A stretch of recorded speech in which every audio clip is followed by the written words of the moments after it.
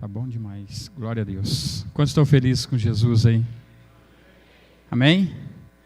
Quantos tiveram um Natal tremendo aí na presença de Deus? Amém?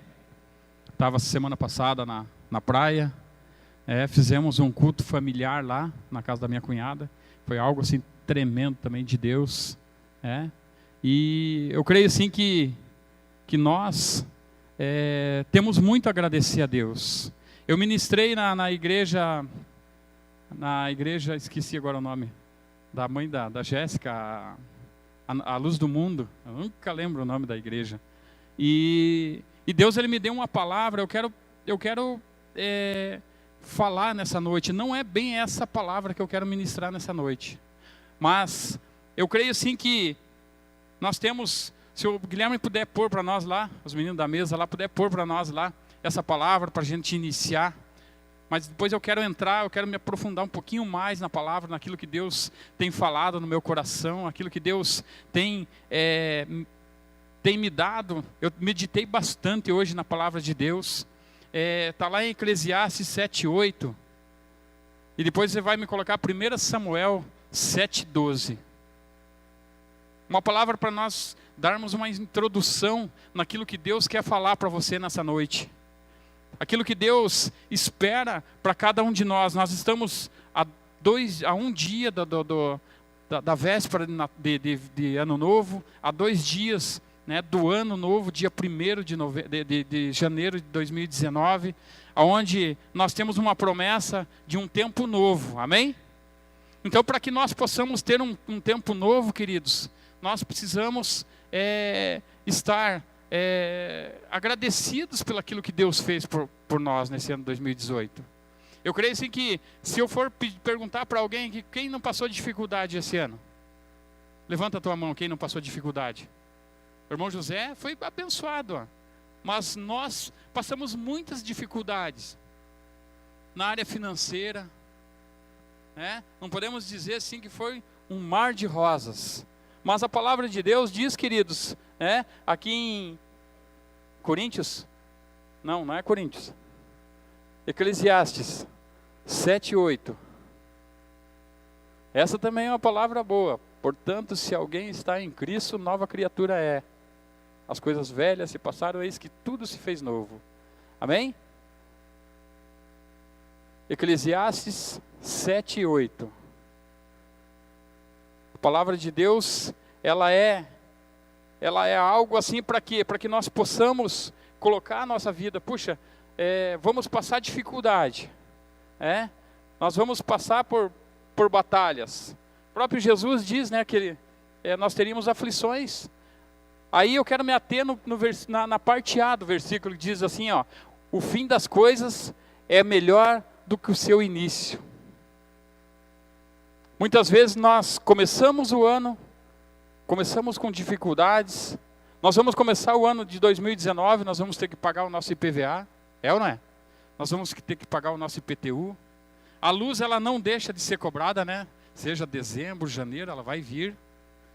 Mas eu quero dizer para você, queridos, que quando nós iniciamos o nosso ano, nós temos que iniciar já pensando lá no dia 31 de dezembro de 2019. Porque a palavra diz que o melhor é o fim das coisas do que o seu começo. O começo nós vamos começar batalha, vamos ter que trabalhar bastante. Agora coloca para nós lá, 1 Samuel 7:12. É algo muito, muito tremendo assim da parte de Deus para as nossas vidas. Aqui é uma palavra que nós temos que usar isso para as nossas vidas, queridos. Diz assim, então Samuel pegou uma pedra e a ergueu entre Mispa e Sem, e lhe deu-lhe o nome de Ebenezer, dizendo, até aqui nos ajudou o Senhor. Até aqui o Senhor nos ajudou.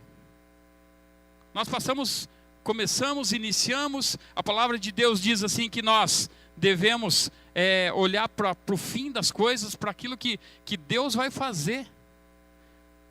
Nós temos que crer, a palavra de Deus diz que nós temos que crer naquilo que talvez nós não vemos como se já tivesse acontecido. É assim ou não é?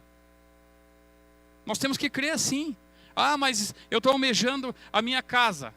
Ah, a minha casa própria. Eu estou pagando aluguel, mas eu estou almejando. Mas nós já temos que visualizar isso.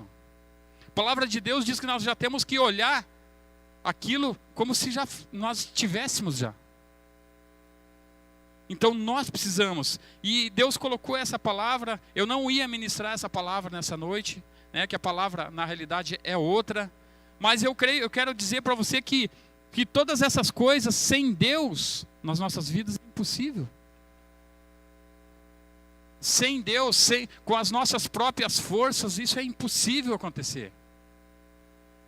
Nós precisamos estar alinhados com aquilo que Deus quer, para que nós possamos chegar ali. Samuel, ele ergueu um monumento diante de Deus.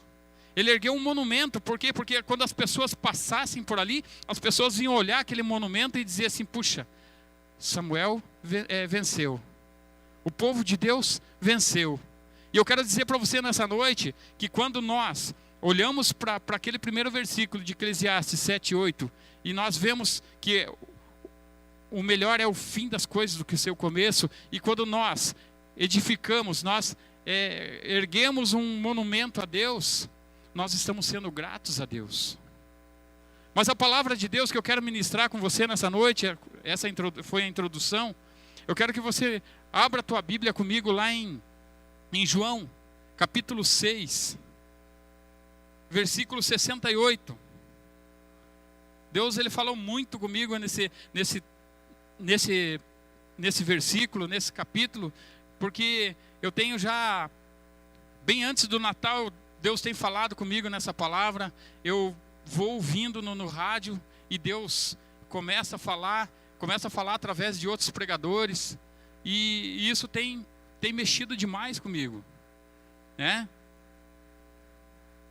Pode colocar para nós lá também na mesa, lá, João, capítulo 6, versículo 68.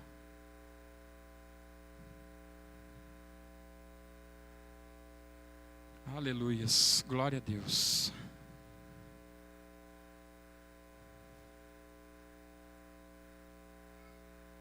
Diz assim a palavra de Deus: Simão Pedro lhe respondeu: Senhor, para quem iremos? Tu tens a palavra de vida eterna. E algumas traduções dizem: só tu tens as palavras de vida eterna. Queridos, essa palavra, Deus tem falado demais no meu coração. E eu creio assim que no capítulo 6 ali, né, acabando o versículo 68, quase no início do capítulo 7, Pedro, ele entende que Jesus tinha tirado eles de uma situação. Eram 12 discípulos, 12 apóstolos de Jesus. Cada um tinha uma função. Um era pescador, um era cobrador de impostos. Eram várias as atividades dos discípulos. E o engraçado é que Jesus, ele chama eles, né, coloca eles, equipa os discípulos. E eu creio assim que naquela hora, na mente dos discípulos, passa uma novela da vida real na mente deles. Por quê? Porque eles começam a olhar o antes e o depois. Por que Pedro, ele fala com tanta convicção que só Jesus tem a palavra de salvação? Por que será que ele fala com tanta convicção? Deus colocou algo no meu coração, que Pedro, ele entendeu aquilo que Jesus é. A palavra de Deus diz que Jesus, ele é o caminho, a verdade e a vida. E ele continua sendo nos nossos dias. E eles entenderam que se ele saísse dali, né, como Jesus, logo um pouco para frente, Jesus é crucificado, eles ficam sozinhos, né? Mas o próprio Jesus diz assim que ele sobe ao Pai, mas ele deixa o Espírito Santo de Deus, Consolador. Eu creio que eles entenderam. Eu creio que naquele momento eles tiveram a convicção de que se eles saíssem dali e voltassem, digamos, às atividades deles, talvez eles morreriam. Isso talvez morreriam dizendo o espiritual deles. E eles entenderam que Jesus era o caminho, é o caminho e continua sendo. Atos dos Apóstolos 5:20, não precisa abrir, diz que ele dá uma definição da palavra de vida, que Jesus fala assim que ele é a palavra de vida. Nesse texto ele dá uma definição, e tem uma definição na linguagem aramaica, que significa rai, que significa sem distinção. Eles entenderam que Jesus, ele era o Deus sem distinção, porque ele pegou vários homens daquela época. Não eram os homens, talvez, perfeitos para estarem junto com Jesus. Mas Jesus não olhou isso. Jesus olhou e viu vidas preciosas na vida dos discípulos. E continua sendo assim conosco. Aí a distinção, sem distinção. Aí, mais para frente um pouquinho, diz vida ou salvação. Eu creio assim que essa conotação de vida ou salvação, ele coloca a vida que nós vivíamos lá atrás. A vida que nós vivíamos sem Jesus. A vida que nós vivíamos na bebida, talvez nas drogas, talvez no homossexualismo. Tantas coisas que acontecem, que nós vemos, onde Deus ele restaura essas pessoas.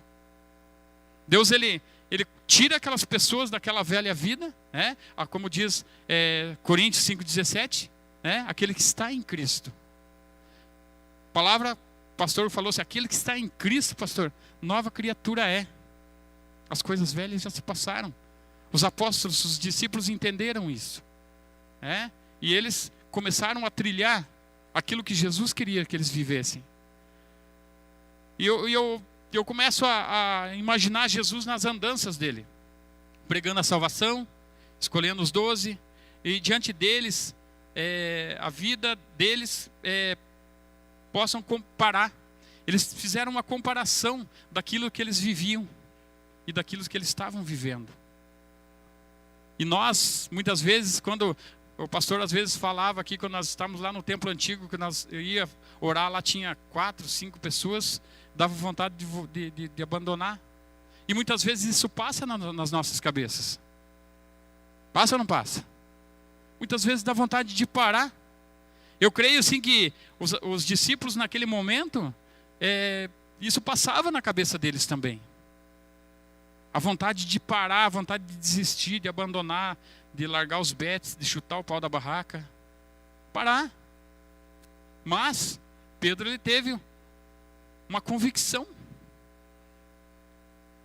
Jesus ele colocou no coração de Pedro uma convicção, onde ele falava assim, puxa, pai, só o Senhor tem palavras de vida eterna. Para onde iremos?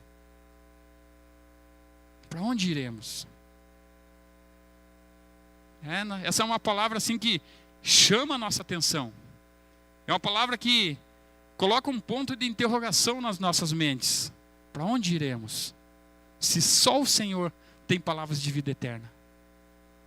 Queridos, é algo tremendo demais. E conosco não é diferente. Na minha vida, na tua vida, tivemos experiências do antes e do depois. Tivemos ou não tivemos? Nós tivemos experiências. E hoje nós começamos a fazer essa comparação. Eu faço muitas vezes essa comparação. Puxa, se eu parar, olha o que eu vou perder. Vou perder minha salvação. Vou perder tudo aquilo que Deus acrescentou na minha vida. Será que é conveniente parar? Será que é conveniente parar, pastor? Não é. Não é, nós temos que continuar andando. Com dificuldade ou sem dificuldade, nós temos que continuar andando, queridos.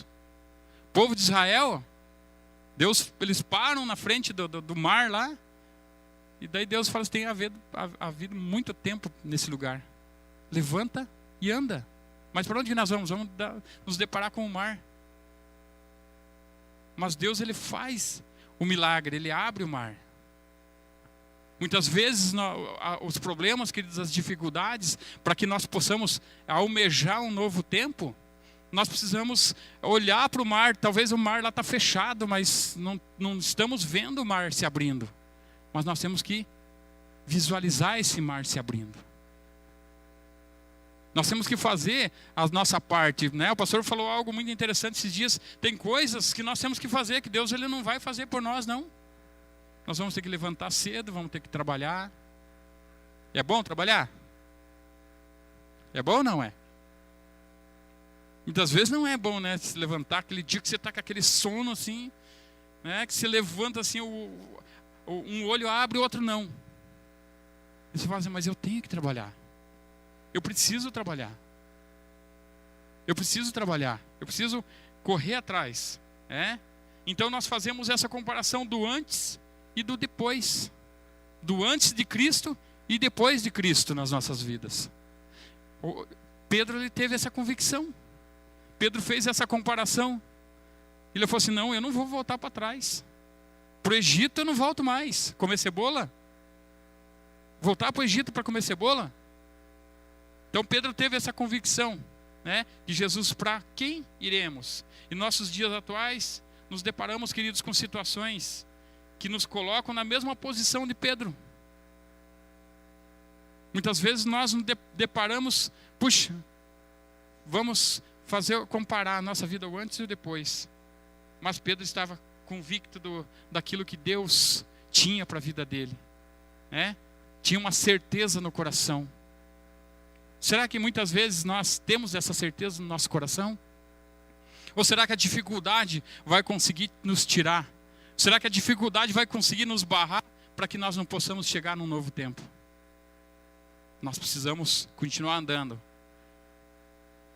Porque Pedro tinha vivido situações de caos, né? Talvez se nós pararmos e começarmos a olhar a vida daqueles homens naquela época, hoje nós vivemos uma vida onde nós temos mais, como que eu posso dizer? Nós temos mais coisas que nos ajudam, que nos possibilitam, né, de fazer as coisas melhores, mas naquela época não tinha. Eu fico imaginando a dificuldade daqueles homens da época. Hoje nós estamos no céu, mas tiveram a oportunidade e foram escolhidos. E nós, queridos, quando Deus desperta esse desejo no nosso coração de nós sermos separados, de nós sermos escolhidos para fazer algo pelo reino, para nós não é diferente. Quando a palavra diz sem distinção, quer dizer para todos, para mim e para você. Olha para a pessoa que está do teu lado e fala assim, é para você também.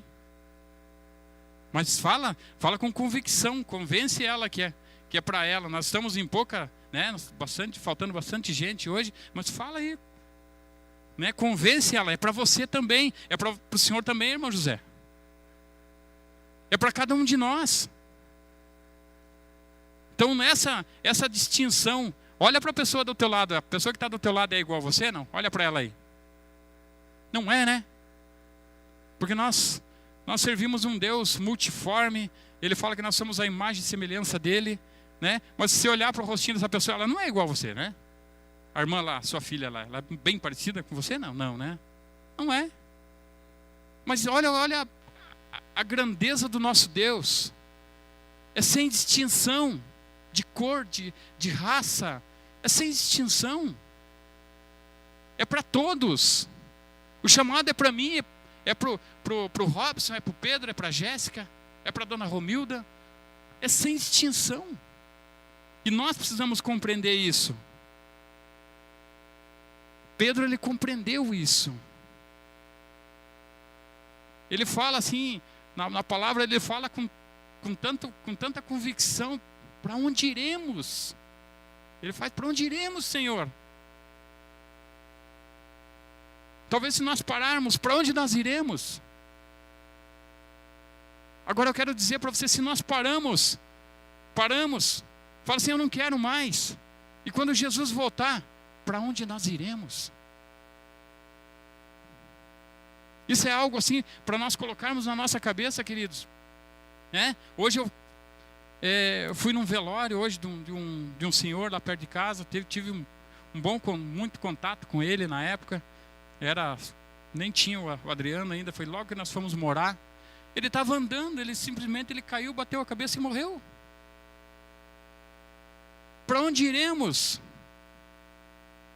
Para onde nós iremos, queridos? Nós temos que almejar um novo tempo.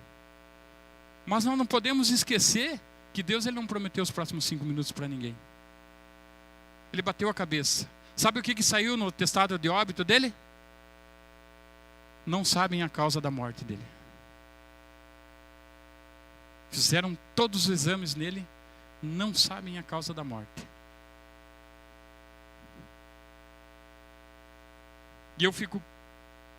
E quando eu fui no velório dele hoje pela tarde, e Deus me deu essa palavra, e eu comecei a colocar isso no meu coração, na minha mente, comecei a pensar, falei, Senhor, para onde iremos? Se só o Senhor tem palavras de vida eterna. Se queremos, queridos, viver um novo tempo, esse novo tempo só será uma realidade em nossas vidas com Jesus. Só com Jesus. É dele, e para ele são todas as coisas. Tudo. Não adianta nós querermos caminhar com as nossas próprias forças. Como eu sempre digo, nós somos seres inteligentes. Deus ele vai deixar você caminhar com suas próprias pernas, se você quiser, mas ele vai impor um limite. Vai chegar um momento que você vai se sentir o Pedro e a Pedra. Vai dizer assim, para onde iremos, Senhor? Se só o Senhor tem palavras de vida eterna. Ele entendeu que não tinha outro lugar. Ele entendeu que não poderia chegar no ideal, no objetivo, sem a presença de Jesus. Não podemos, como diz a palavra, ser meros espectadores. Podemos ser meros espectadores. A palavra de Deus não sejam somente ouvintes, mas sejam praticantes da palavra de Deus. É difícil? Não é fácil. Dizer que ser crente é fácil, meu querido, é mentira, porque não é, não. É difícil. Nós temos que abrir mão de algumas coisas. Às vezes abrir mão de descansar um pouquinho mais. Pastor? Erguer um monumento a Deus, como lá em Samuel. Erguer um monumento a Deus. Monumento do quê? De busca, de oração, de dependência de Deus. Pedro ele entendeu. Naquele momento Pedro ele entende que ele é dependente de Deus. Mas quantas pessoas nós vemos por aí, pessoas que talvez ainda não entregaram suas vidas para Jesus, e nós vemos que eles são autossuficientes, porque talvez eles tenham um pouco mais de dinheiro, Eles acham que o dinheiro deles vai salvar eles, e não vai. A palavra de Deus diz que o ouro, a traça vai correr, o ferrugem. Então nós temos que comprar o tesouro lá no céu, a nossa salvação. Amém? Senhor Jesus nos alerta que viveríamos tempos difíceis. O pastor falou assim que ele acredita, ele tem fé. Mas o pastor ele tem fé no novo governo porque ele acredita em Deus, porque ele acredita que Jesus pode fazer. Nós muitas vezes depositamos as nossas expectativas em homens. E muitas vezes, queridos, nós somos pegos de surpresa, porque fala, puxa, eu depositei as minhas forças, minhas fichas todas naquele cidadão, e de repente ele não deu a resposta que você queria. Mas eu quero dizer para você nessa noite, que Jesus, você pode depositar suas fichas nele. Jesus você pode acreditar, porque realmente ele tem a palavra de vida eterna. Nós podemos acreditar que Jesus, Ele nos separou. Ele não me tirou lá do alcoolismo por acaso. Se Deus não quisesse, eu teria morrido lá de cirrose, né? Eu teria ido dessa para, não sei se para melhor, né? Porque naquela situação talvez eu não ia para melhor, eu ia para pior. Mas Deus, Ele tinha um plano. E o sonho de Deus, o desejo de Deus, a palavra de Deus diz é que todos se salvem. Todos. Sem distinção. A palavra que nós acabamos de falar aqui, sem distinção. Se você tem um pouco mais de dinheiro, se a tua conta está lá no banco, está mais recheada ou não. Sem distinção. Então essa é a palavra, queridos, né? E poder dizer para quem iremos. Nós temos que ter essa convicção. Ela tem que estar arraigada no nosso coração. Ela tem que estar arraigada, ela tem que estar... nada pode tirar isso do meu coração. Nada pode tirar isso do coração do pastor. A fé, acreditar que o 2019 vai ser diferente, vai ser melhor. Não ouvir algo lá de... talvez aquele cara que é negativista lá, ao último, ao extremo, dizer assim, não, mas vai ser a mesma coisa. Não, eu acredito que vai ser melhor.